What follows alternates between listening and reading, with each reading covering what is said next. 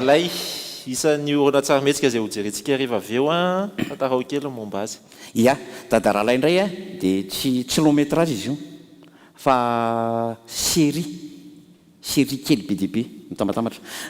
Izy io a dia izay Akomba Pictures, io ngambana atao hoe cinéma am-pianakaviana. Izay mianakavy kely no manao azy.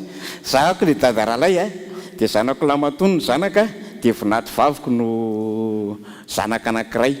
Dia izay mianakavy ihany manao azy eo, mipakasary a zanako faralahy réalisateurany dia mimpanoratra za. Io zany nieritreretina izy io hoe andao a rehefa tsy vitantsika ihany ny long métrage satria vola tsy tokony tsoforoana ny laniana dia andaontsika hiketrika zavatra ato dia miketrika izay zany zao. Izy io a tiana ho alefa amina télévision zay tian'le izy dia tiana jedavana lalana anankiray a ahafahana mampivoatra anazy. Izy io zany mitovy amin'le mafamille d'abord reny.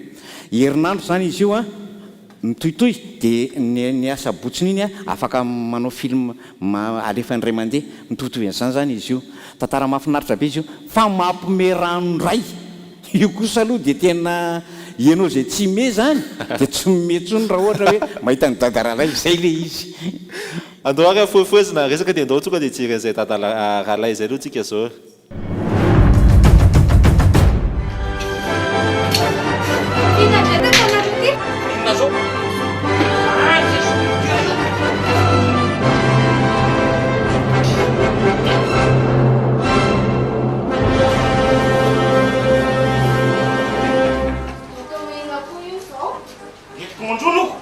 Manjono satria raha vao manjono ako dia mahasombo dia mipitipitika daholo tiba misy sary. Io ve dia tsy amenatrony? Amenatrony lahoana zavatra mividikotiko amenatrony. Tsy esorina io efa avy misakafo zao a tonga dia mandeha manjono tonga dia metiko. Tsy esorina io a. Efa hoe esora io. Tsy esora io non tsy esora io. Afa manino tina ataovany lahy. Vena ve adaly ao aty zakarareo le atao ka dia azo tsongatsonga Ialahy mamika mba manabatibaty anahy.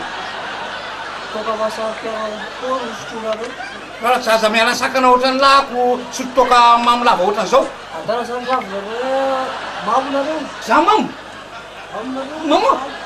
Ravo a. Ravo. Ahoana? Fihinana koa tataonareo ty. Iza mamo izy. Fa mbola tsy mamy koa zao aminao. hitanao fa babo anao babo anao